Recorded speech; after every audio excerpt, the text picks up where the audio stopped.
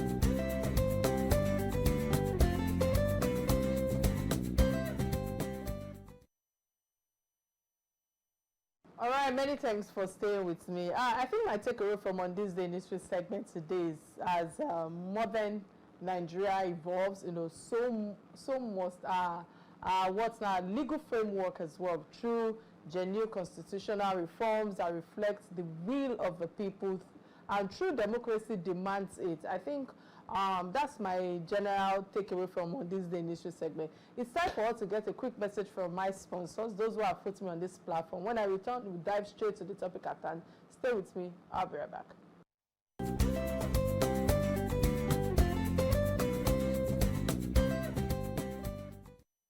All right, many thanks for staying with me. I'd like to start my opening this afternoon with the message of the President of the Catholic Bishop Conference of Nigeria, the CBCN, Most Reverend Lucius Ugoji, who said that Nigeria is currently under siege due to the recurring insecurity issues in the country. We must say that it is.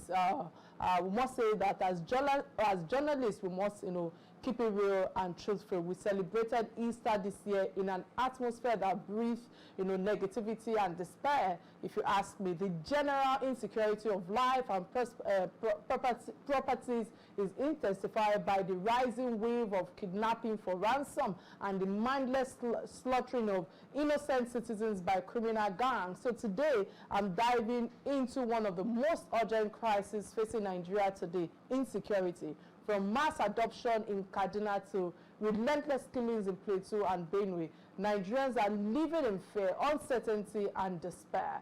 The statistics are alarming. Over 5,000 lives, lost in the first half of the year. Entire community displaced, and a growing sense that the government is overwhelmed or worse or absent is what is on the lips of many Nigerians today. So before we delve into the real talk with my guest, it's important for me to play the guest profile, and you agree with me that it's the right fit, to throw a lot of light on the issue at times. Stay with me. I'll be right back.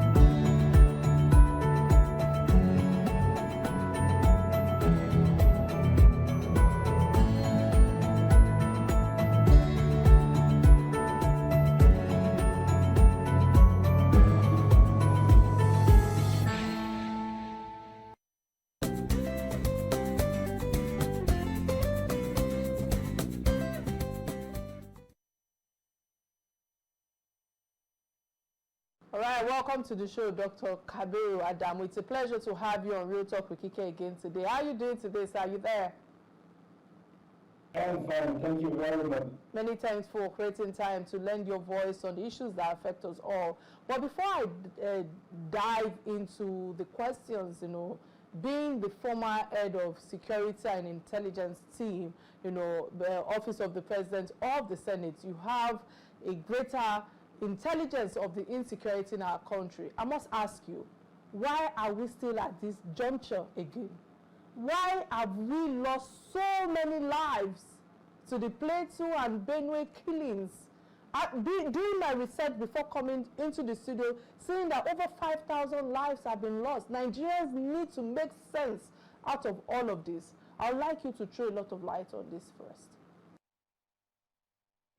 I agree with you totally that we shouldn't be where we are. This administration and previous administrations did have prioritized security. I want to lay out the foundation. Let it not be in doubt that the government is not prioritizing security. They are. And I can speak, give many reasons to support this statement. The first reason I'll give is in the Renewed Hope agenda, which is the document that this administration used before the elections. Security has featured prominently. I think it's the number 2 item there. And then in that document, this administration provided about 8 policy imperatives that it said it was going to do. And looking at it as a security professional, I applaud it. I think it's a very good thing. The second reason I'll give is, if you look at the budget, from the immediate past administration to this current administration, security provision in the budget has been highest, more than any other sector, more than health, more than education, more than anything. In fact, if you look at the 2025 budget, security is above about 3-point-something trillion naira. They are almost around 3.9 trillion naira. That's the direct allocation for security and defense. But if you now go to the other MDAs and pick their allocation for security, when you add all of it, it's about 6 trillion naira for 2025. No other sector, not health, not education, not infrastructure, has any amount near that. So it is a priority. But then the fact that it's a priority has not translated into public security. And the reasons are many-fold. Number one reason is that the budget itself is not adequately being oversighted. In other words, the money that is being provided, we have no assurance that that money is actually going for what it's meant for. It's very likely that there are leakages within the system that the money is going to. Number two, as a people, we haven't come to terms to accept the fact that security is actually our responsibility. In other words, do we really hold the government to account when it comes to security? And with all sense of responsibility, no. Just like you rightly noted, thousands of people have died. In the report we published at the end of March 2025, we recorded over 3,000 deaths within that first quarter. And then we recorded over 2,000 abductions within that first quarter. So clearly, the situation is not improving as it should be improving. And this is not to say that the military, the Office of the National Security Advisor, the police, and the others are not doing a lot. They are doing a lot. But what they are doing is not manifesting in what we want, which is improved public security. I've given the first reason. The second reason that I was trying to explain is that we haven't accepted and put the accountability element on government so that persons who fail in the security sector are being held to account. Within this period of 3 months that 3,000 plus people were killed, not one person within the security sector has been held accountable. Even the recent attacks in Plateau, in Benue, in Katsina, in Sokoto, name them, several states in Nigeria, not one person within the security sector has been held accountable for those deaths. The third element, which is also very important, is the failing social cohesion. I describe the kind of conflicts we have in Nigeria, especially in the northern part of the country, as identity-based conflict. It's a conflict that is driven by the desire of different communities to establish their interests. And this interest may be farming interest, it may be mining, it may be criminal in certain instances, it may be harder. So in one way or the other, all they are trying to do is to establish that interest. And so in the process of attempting to establish that interest, you see conflicts between them and their neighbors. And thirdly, because these issues have occurred over a period, the criminality has crept in. They've been able to acquire weapons, and they are using that weapons in an effort to establish that interest they're trying to. So thirdly, these conflicts result to serious deaths. And the more the people die from it, the more these communities attempt to get more weapons to protect themselves and in other instances to exact their interests. And thirdly, over time, two criminals have taken advantage of this community-based conflict, identity-based conflict, to also exploit the gaps that are created by them. So they attack one group, and that group would think it's the other group that is attacking them, and then before you know it, the two sides will be attacking each other, while the criminals are there benefiting from the whole thing. And thirdly, our governors, who are meant to understand this element that I've just described and institute governance that addresses this identity-based conflict, I don't think they understand it very well, because instead of addressing it, thirdly, what they're calling for is more weapons, and sometimes, creating more challenges than they actually have. So this is kind of why we're where we are at the moment. Many thanks for that elaborate submission, right? And I agree with you that, there's an issue with accountability from both the government and the people, carrying out this ill that is going on across the state. But it's easy for Nigerians to believe that our enemies from within, from all that you have shared thus far, because it comes from a political leaders, so to speak, from different quarters, antecedents prior to Buhari's administration, like you mentioned earlier in your submission, about still dragging the previous administration and the present administration, that proves that anyway. So insecurity is always on the eye when we have large-scale economic challenges, like I would like to refer to them, no problem. Now, the question is, who are the political leaders behind this insecurity, profiting from the issue at hand? What are we missing in particular? Because with all that you have shared thus far, I cannot help but ask that question, that some people are actually profiting from the insecurity challenges that we have in this country, Nigeria. Just on April 19, 3 days ago, a terrorist group, known as Mahmuda, has launched a fresh attack on Daruma village, is it Barrington local government area of Kwara State. Plateau State alone has seen over 200 deaths in less than a month. Why does this region remain such a persistent flashpoint? Is this purely ethnic or religious issue, or is there a bigger security architecture failure in this country? While we are holding the government accountable, I think it's time for us to actually dig deeper to the issue at hand. Can you please throw more light on this issue at hand? Okay, so I take us back to a statement by our very own Ngozi Okonjo-Iweala last year when she came to Lagos at an event, and she gave an elaborate lecture on the politicization of insecurity, where she showed clearly that sadly the Nigerian politician has exploited security or the lack of it. So every year in the past, say 3 electoral cycles, security has to a larger extent determined the outcome of the elections. The ruling party will try to show that they are making progress, while the opposing party would try to show that the ruling party is not making progress.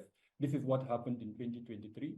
It's what happened in 1999. It's also what happened in the previous election before that. And it's also likely what will happen in the 2027 elections.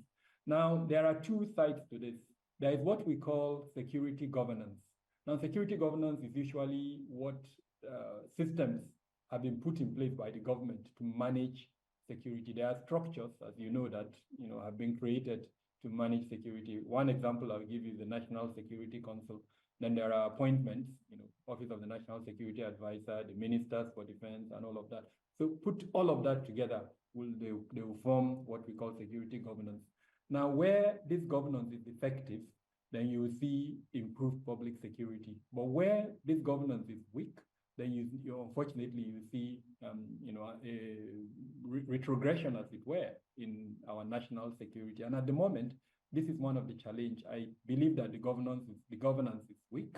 The oversight function that is supposed to make tactical and operational commanders to be effective is not as it should be. So you see infractions happening, and then you don't see any measures. I mean, I can quote the current National Security Advisor when he admitted that weapons that are being used by some of the criminals in Nigeria at the moment is coming from our security forces. But what he didn't tell us after that statement is what he was going to do about it and how many persons have been arrested and prosecuted from within the security sector. So this is kind of what I mean. There is a realization that there are faults within the security sector, but then the adequate action to address those faults, security governance is yet to take them. Now, that is one aspect. The other aspect is the role that what I would call fraudulent and criminal politicians are doing. They are sometimes actively promoting conflicts to show that the ruling party or the government is weak. So they can engage non-state actors, encourage them to carry out certain actions just to show that the government is weak. There are, criminal groups, gangs, militias that are sometimes, there for you to hire.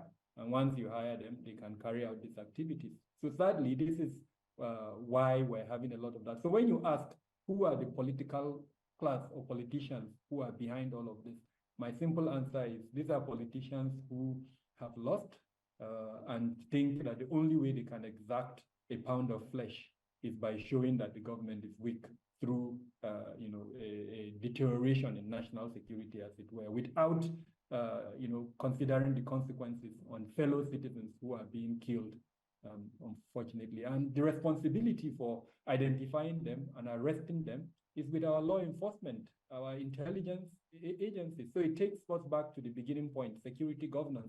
If the governance was strong and active, effective and efficient, it would have been able to identify these persons, it would have been able to arrest them, and it would have been able to prosecute them. Sadly, we are not seeing that. And so they are continuing with their activities and in the process, killing Nigerians and making the government look weak. I hear you, and I like the fact that you made mention of those people who are falling out from present administration, which means that, we can actually put a face or trace this issue at hand to these perpetrators, so to speak. Why are we not doing that? It still falls back to accountability. But let's bring it back to the recent issue again from Sokoto to Benue. We are hearing about villages being sacked, farmers being killed, and people adopted in broad daylight. Oga, what roles does this economic collapse and food inflation play in fueling this violence? Because there is rising concern that many armed groups are better coordinated and equipped than even local security operatives. We must keep it real on this platform. How did we get to a point where the state is outmatched by non-state actors? Yeah, so there's what we call the drivers and triggers of insecurity.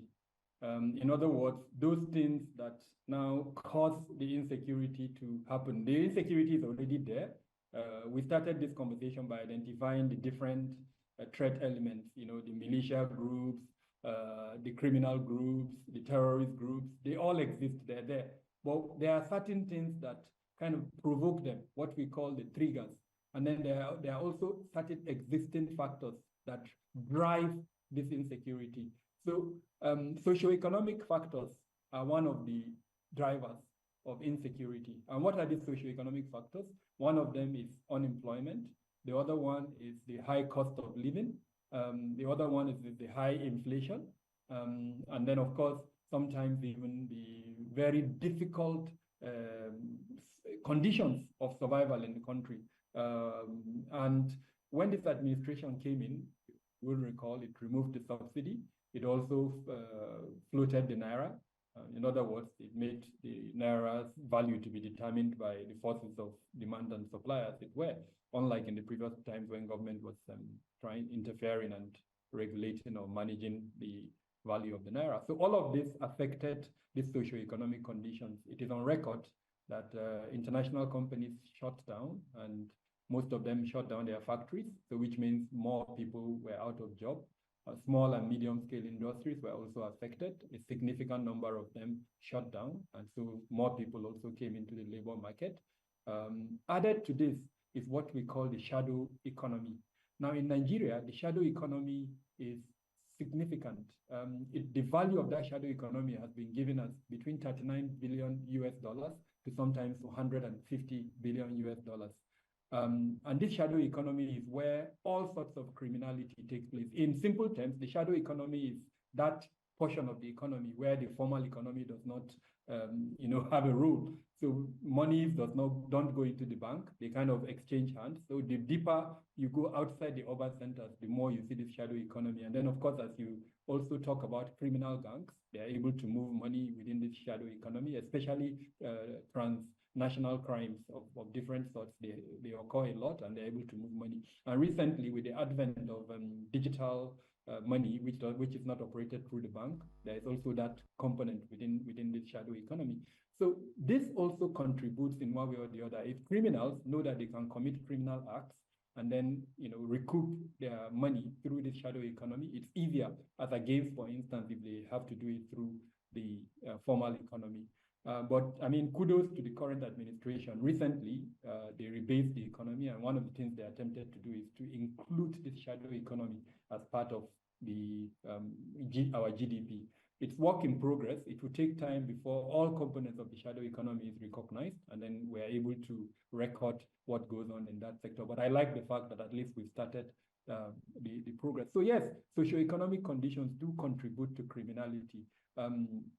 Persons who are out of job can be incentivized easily to join the pool of the various threat elements that occur within the country. Then when it comes to collection of ransom and the proceeds of crime, it's also able to kind of go through this socioeconomic, especially the shadow economy that I've mentioned. So in simple terms, as a driver of insecurity at the moment, socioeconomic conditions kind of come tops. But let's not forget that it is just one factor out of several other factors. Like I mentioned at the beginning, there are drivers and there are triggers. And whenever we're looking at insecurity, we should be as broad as possible. Even though socioeconomic conditions is a contributor, it is not the only contributor. Many thanks again for that insight right there. We'll go on a quick break. When I return, the conversation will continue. Please stay with me. I'll be right back.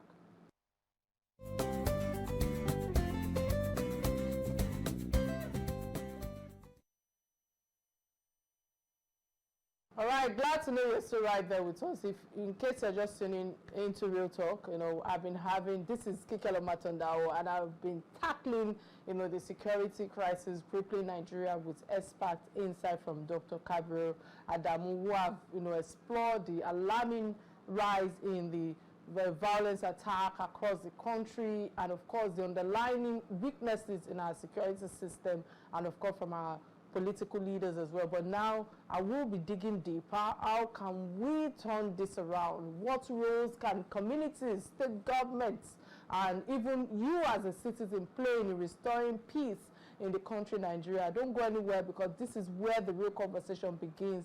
And again, let me use this opportunity to thank my guest, Dr. Adamu, for all that you've shared thus far. Let me also use this medium to open the platform for those who would like to contribute on the show. The number to call is 070-6865-3440, showing on your screen right now. And of course, we're streaming live on Silverbird platform on Facebook. We're yet to return to streaming on Real Talk with Kike on Facebook. Please bear with us while we are trying to resolve the page that was pulled down. But sir, with many thanks again, Doc, with all that you've shared thus far. But I must ask you, because with all that you've shared, let me quickly bring you to fall with what the former Minister of Defense, the retired General Danjuma, that called on Nigerians to take responsibility for their own safety, warning that the escalating insecurity across the country cannot be resolved by government effort alone. Are we not in an anarchy already, if you ask me, if everyone takes up arms to protect themselves? Do you agree with this, what retired Danjuma have shared, or is that a reality of the situation that continues to linger on in our country? And while understanding where it's coming from, I want to just tilt it a little bit with the fact what the streets are saying, that okay, with all that is going on, comparing the machinery or the weapons that all these what's it called, these EU people are using, people are of the opinion that the military are actually should be held accountable with the kind of machinery that they are using. How come and with the kind of how will I put it now, the way that none of the military army uniform have been able to actually hold any of them? What do you have to say to this?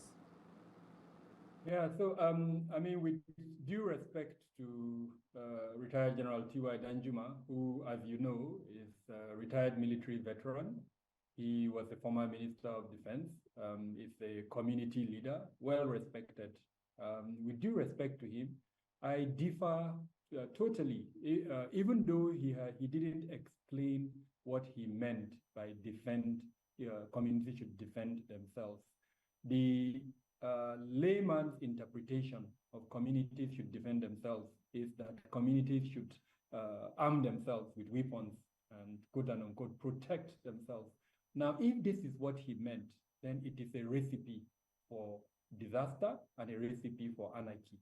And my reason is this: what we're dealing with in most parts of Nigeria is an identity-based conflict, especially in the North Central, Northeast, Northwest, and some parts of the Southeast, as well as South Nigeria.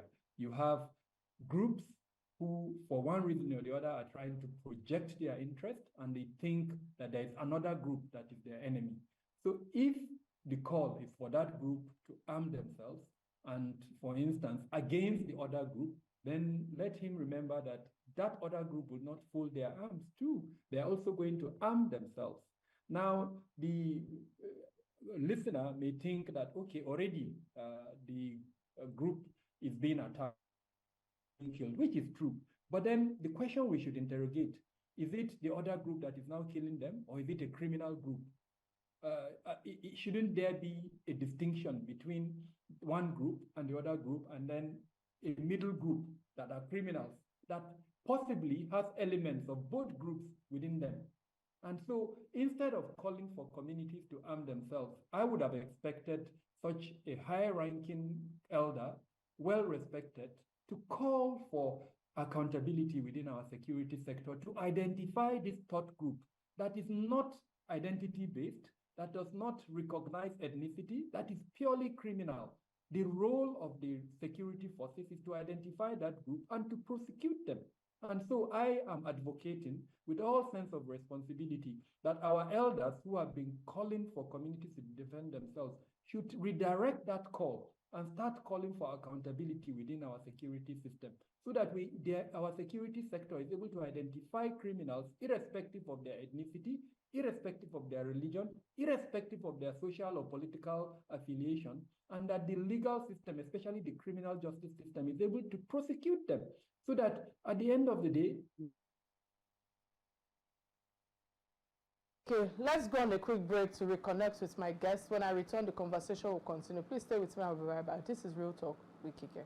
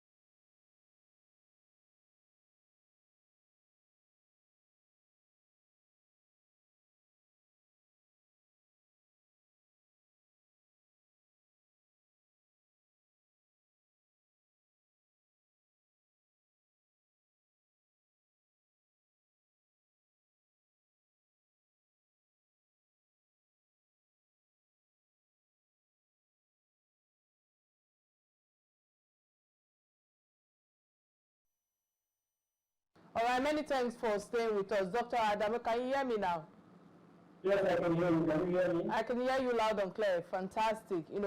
So with all that you've shared thus far, many thanks for all that you've shared thus far, first off, and of course, we are throwing a lot of light on the issue and knowing that with over 33 million Nigerians, projected to face food insecurity in 2027. Yes, I asked you a question regarding food security earlier, and of course, how it has affected how the military too are being, brought to account with the kind of weapon that are being used. Do you think that these attacks on farmers and rural communities are part of a larger or more strategic destabilization efforts? Because the military now and police budgets in Nigeria is one of the highest in West Africa, yet we are seeing minimal impact.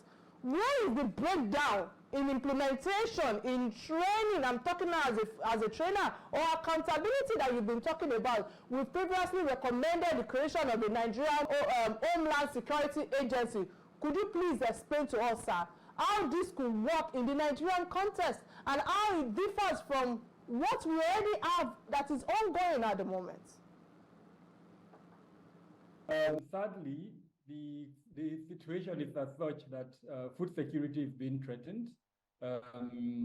When we broke down the profile, as it were, of the attacks in Nigeria, almost about 80% is happening in the northern part of the country. And when we also broke it down further, almost about 90% is happening within the rural community. And remember that a lot of the farming in Nigeria is being done in the rural communities. And so farming has been affected in places like Benue, in places like Plateau, Kaduna, Zamfara, Sokoto, and several other states in the northern part of the country. And so the administration, the Tinubu administration, has recognized this factor. And one of the things it attempted to do was to include food security, as part of the national security imperative. And the Ministry of Agriculture is doing a lot in an attempt to address that. But sadly, we've not really seen enough of that. So it takes us back to that point around accountability. We need to hold those that have the responsibility to account. We need to understand why they prefer to deploy their personnel in urban centers and not to rural centers. We need to understand why they are not adopting technology. We need to also interrogate why, in spite of the fact that the community policing policy has been approved, it's in place, but the police is yet to implement it fully. So these are some of the challenges. It takes us back to that point, really, accountability. Food security is a huge challenge. If Nigeria cannot feed itself, quote unquote, then we know we're in deep trouble. And this is where we are at the moment, sadly. I think this might be my last question to you so that we have time to manage the last segment of the show, which you are familiar with, which is the trending, because many Nigerians feel helpless and abandoned.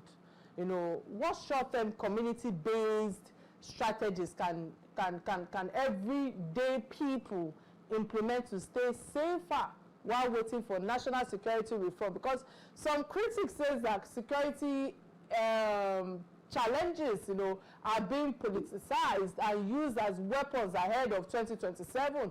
In your own expert's view, is there a link between this political instability and the worsening violence that is ongoing at the moment? If you were to sit down with the president today, Dr. Adamu, what would be your top 3 urgent recommendation, to begin reversing this dangerous tide of insecurity in our country, Nigeria? Okay, so I was able to get like 2 questions from your statement. The number one is, how should communities organize themselves? Earlier on, I did state that we have a community policing policy that is in place. Now, that community policing policy provides for 2 things. Number one, for each ward in Nigeria, there should be a community policing committee. And this committee is supposed to be made up of different stakeholders within the community. So association of market women, youth groups, professional groups, name them, all stakeholders will be represented as part of that committee. Now, the policy is in place. In some wards, they've already established these committees, but for some reasons, they are not functional. So, number one solution, communities should insist that these committees are established. And these committees should be linked with whatever policing system exists in that location. And then, of course, they should be able to speak directly to the DPO to make demands. Remember that they know the issues in their communities. They know the source, the threat elements. And if they sit down and agree among themselves that this is how to address it, then the police should respect that and begin to address it. The second one is the recruitment of constabularies. You recall that this was also part of the community policing policy, and a lot of them have been recruited. In some locations, they are functional. In other locations, they are not. So I also urge communities, especially chairmen of local governments, to approach the relevant police personnel there and ask that critical question: where are the constabularies that are supposed to be in this location? What is the challenge? I know the issue is one of funding. When the policy was conceived, the idea was not to pay them. There was no budgetary provision for the payment of these constabularies. So communities may have to start contributing some small sums of money to support these constabularies. And so for me, this is the way to go. Number one, at the moment, the Constitution only recognizes federal organizations, but communities need to organize themselves to support these federal systems. And since already we have a policy that provides for these two things, then let's implement it. If along the way we feel that we need something else like state policing, then we shall get to that. But for now, this is what we have in place at the moment. Now, the second part of your question is, how do we hold this our security sector leadership accountable? Then the answer is simple. We should, through our various, especially our legislature, we should start demanding for proper oversight from our legislature. The democratic system of government that we run, provides for that. All of the security sector leadership, they are under the executive arm of government. So naturally, there should be a system within the executive arm of government for measuring performance. And I must commend President Bola Ahmed Tinubu for introducing the performance measurement system within the sector. But we need to make that system more effective. And one of the best ways to make it is for the National Assembly to strengthen its oversight function. Remember, it's the National Assembly that passes the budget, so they know how much they provided for security, and they know the promises made to them by the security sector. So through their committees and through their oversight function, they should be asking critical questions, just like it happens in the US. If any congressional hearing is happening, you see how the security sector is shivering. We need to reach a stage here in Nigeria to where our committee sittings, whenever they invite the security sector, they would be shivering because they know that if they don't answer the relevant questions, they're likely to lose their jobs. And we're not there yet. At the moment, I'm sorry to say most of the committees are not effective. Thanks again. Unfortunately, I don't think you answered my question about security issue, if it's being politicized against 2027. But you know what? I'll put that aside. Let's move to the last segment of the show, which is the trending stories. Before I let you go, I think this is where I have an opinion, as a host. And the first trending story I will be touching on today is that of Pope Francis that dies at 88 on Easter Monday. And as a Nigerian and a global citizen, I joined the world, in mourning the passing of Pope Francis, an extraordinary spiritual leader in terms of moral force, advocate for peace, justice and humanity. He was the first, Jesuit, first Latin American, and first Pope from the global South, a symbol of inclusivity when it comes to the global transformation within the Catholic Church, his humility, the simplicity, and commitment to the poor left a profound mark, when it comes to the Catholic, community, knowing that I also went to a Catholic school from my own, early years in my own education, especially for Africans and Nigerians who saw him, as a voice for the voiceless, So Pope Francis, championed that interfaith, dialogue, the social justice, the environmental protection, the right of marginalized communities, including migrants. It was unafraid, that's the word, you know, to challenge traditions, to push reforms, and, you know, humanize the papacy. You know, his teachings on compassion, on mercy, and servant leadership, you know, resonate across borders. I've been listening to so many of Bishop, you know, eulogize him, say a lot about, you know, the impact that he has left behind to the African continent, where religion often, you know, intertwines with politics and tradition and survival. You know, I believe that Pope Francis, you know, offered a model of leadership rooted in humility, in simplicity, and radical empathy. He challenged us imagine a church that does not just preach salvation, but actively works in service of justice. His efforts to embrace, you know, interfaith dialogue gave us language to dream of peace among Christians, you know, among Muslims, and even indigenous belief system alike. And yet, it was in the quiet, when I say difference of extravagance, that it became loudest, refusing luxury, choosing modest quarters, you know, and he also said, you know, I want to be buried in the simplest manner, kissing the feet of world leaders. It was in this act that the world saw Jesus, not in robes, but in action. Globally, he will be remembered as the Pope of the poor, the Pope of peace, the Pope of prophecies. But for me, and for many Nigerians, it was proof that this was just a proof that leadership doesn't require a throne. It requires toil.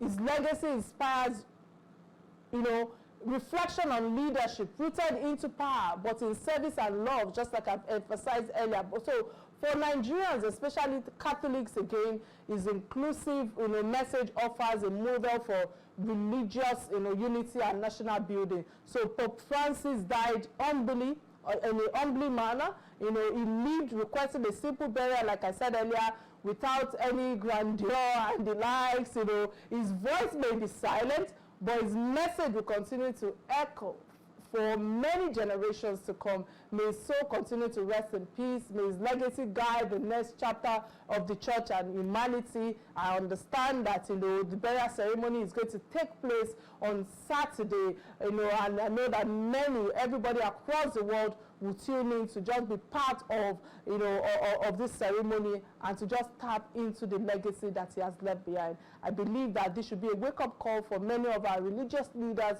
for our political leaders, on how you will be remembered. What will you be remembered for is the question that I would like to use to end my trending on Pope Francis, you know, who died at the age of 88. May his soul continue to rest in peace.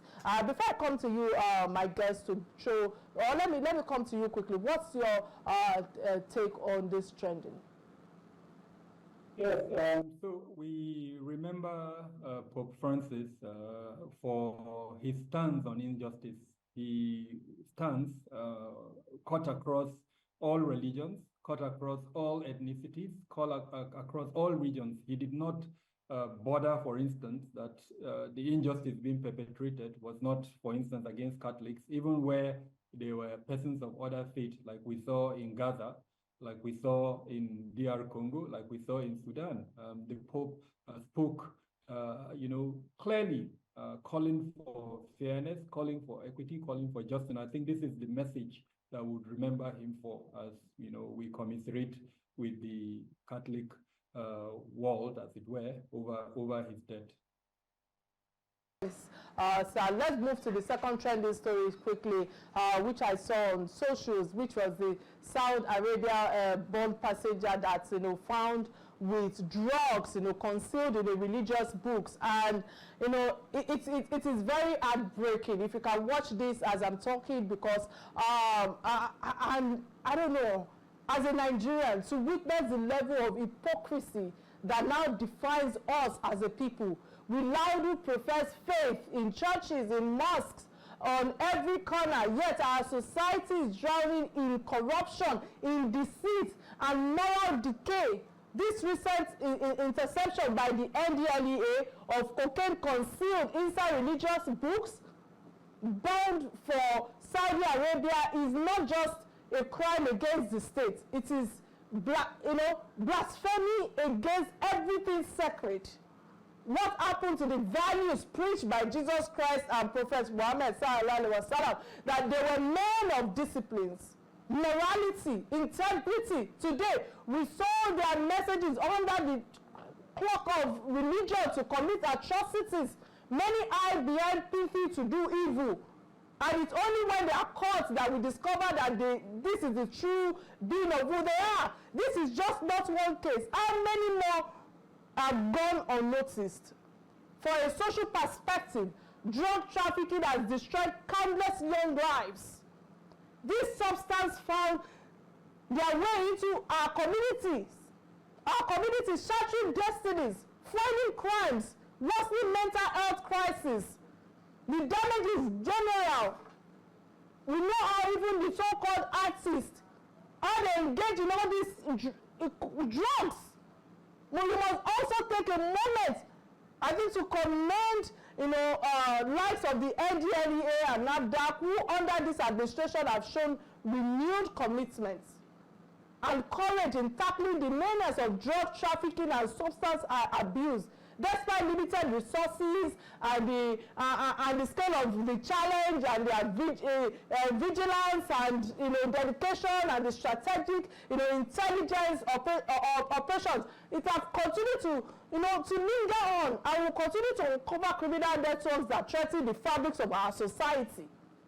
These agencies are not just protecting Nigerians' borders. As far as I'm concerned, they are just safeguarding the lives and futures of millions of young Nigerians. Their efforts deserve not just applause, but also an active support from every well-meaning citizen. It is time for us to wake up as a nation, to rally behind them with encouragement, with cooperation, with accountability, name it. From a global lens, such incidents damage Nigerians already. However we look at it, because from the fragile reputation of who we are, we hide cocaine in only books. Hello? It's a shameful reflection of how far we have fallen. We must stop glorious appearances and start demanding real integrity from every one of us. I don't know, I think I just have to hold my thoughts right now before they start any commentary in my ears. Sir, in 30 seconds, if you can. Yes, I mean, I understand your emotions. It's heartbreaking, but I would like to commend the NDLEA. They have demonstrated, they are one of the few organizations within the security sector that I would say deserve huge commendations in terms of the improvement we've seen from where they were before to where they are now. And I'm hoping that, the media will join them because this thing needs advocacy. In spite of all these efforts, you see more people attempting to, carry out this type of unfortunate activity. So we must engage in advocacy to show these criminals that it does not pay, and then hopefully we'll reach a point where they will stop that. But this is condemnable, and the NDLEA deserves commendation. Thanks again for all that you have shared thus far. It's been an interesting time on the show today. Courtesy you, my resourceful guest, Dr. Kabiru Adamu, the former head of security and intelligence team, Office of the President of the State, of the Senate rather. Many thanks again. I wish you the very best as you continue to lend your voice on issues that affect us all, and may God continue to protect you, because I know this is a very challenging situation and a challenging times. Again, my name remains Kikelo Matondao Abati. Till I come your way next on Thursday, remember to catch me live on Inspiration FM at 5 p.m. tomorrow. Bye now.